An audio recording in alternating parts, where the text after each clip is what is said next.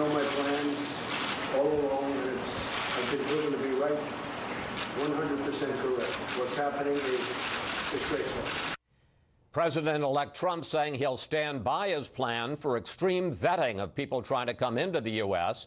from countries with a history of terrorism. That after a series of attacks this week in Europe.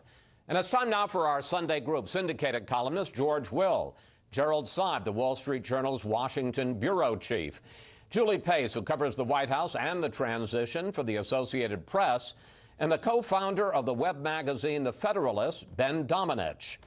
Ben, let's start with the president-elect's comments late this week about let's have a new arms race with Russia, flying in the face of a half-century of arms control and doing it, as Newt Gingrich said, in 140 characters. Your thoughts about the policy and the way of conducting it? Well, I think that, certainly this is one of the early days of experiencing what foreign policy discussions are going to be like under the Trump presidency, which I think are going to be very different than they have been in the past under a lot of other presidents.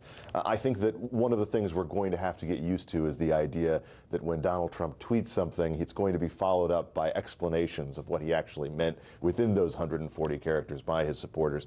I think in this case, when it comes to modernizing our nuclear program and understanding our position vis-a-vis Russia, this does send a message that things are not going to be necessarily all fine and dandy when it comes to our relationship with Putin or with other world leaders. I think the more important and interesting part of the discussion is another thing that you brought up in your conversation with the former speaker, which is what is our policy going to be as it relates to these continued terror attacks that we've seen play out over the past week. We have a situation now in Europe where you had an individual who was on all of the necessary watch lists, who was tagged as being someone who is dangerous, who had dealt with a car robbery in Tunisia, a deportation issue when it came to Italy, a terror probe when it came to Germany. These are all situations that should have had this individual much higher on the appreciation of our European allies as someone who resembled a threat. I think the more interesting and challenging question going forward is what Trump's policy is going to be towards situations like that, not just in Europe, but here as well. Jerry, on both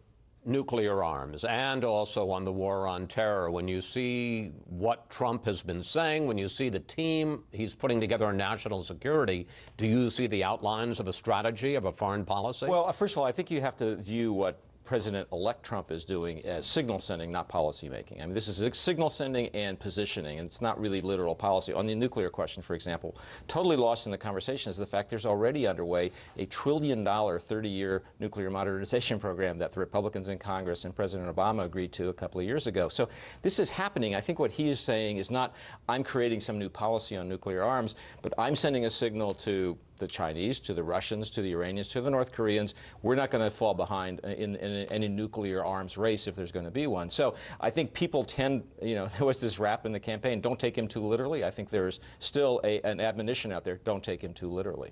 Do you agree with that, George? Don't take him too literally?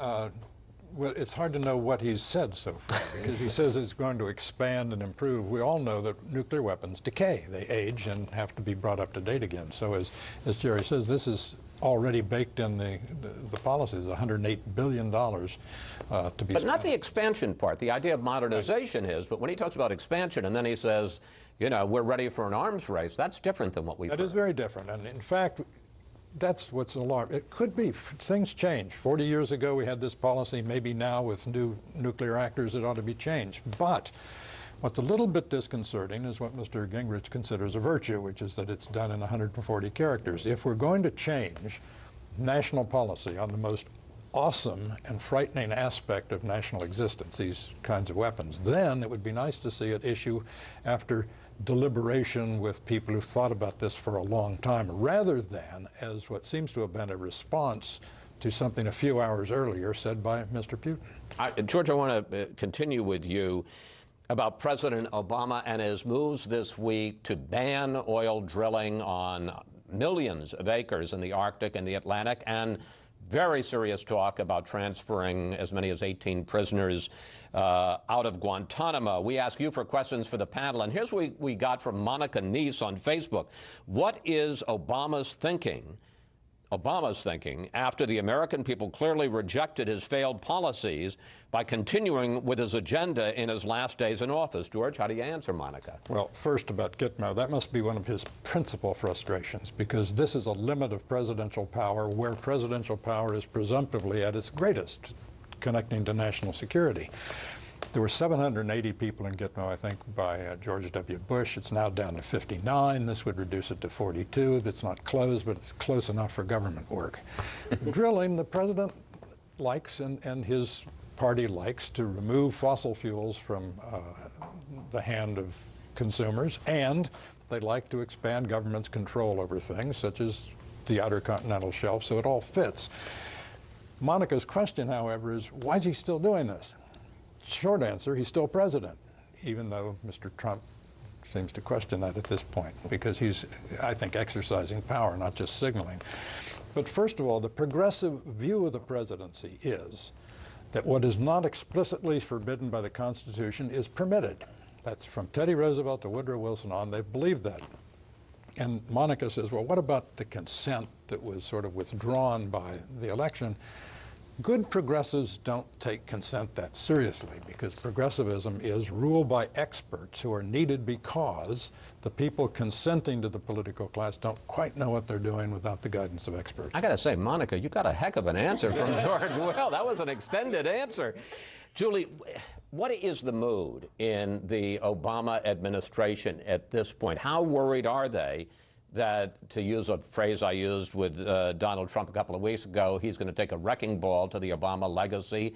And to what degree do they think with these steps at the last minute they can lock in some of that legacy? Well, they're incredibly worried, which is why they're taking some of these steps right now. And with most of the things that you're seeing the president do over the last few weeks, he can't lock things in permanently, but he can make them harder for President Trump to remove. And I think that's what you're seeing. Create enough obstacles that it becomes just too difficult to focus on overturning the drilling ordinances and push him in a different direction. But on some of these things, Gitmo, I think, is a really interesting example. Basically, what he's trying to do is say there are so few people that are going to be left here that the costs will be so high that Republicans and President Trump, who's talked about waste in government spending, may actually decide to close it. He's looking for ways to make his legacy stand up, even if President Trump isn't going to say, yeah, I'm keeping Obama's policies. I just want to pick up on this question of the mood. I mean, is the sense, whether it's the president or his top aides, is there a feeling there that the barbarians are at the gate and about to take over?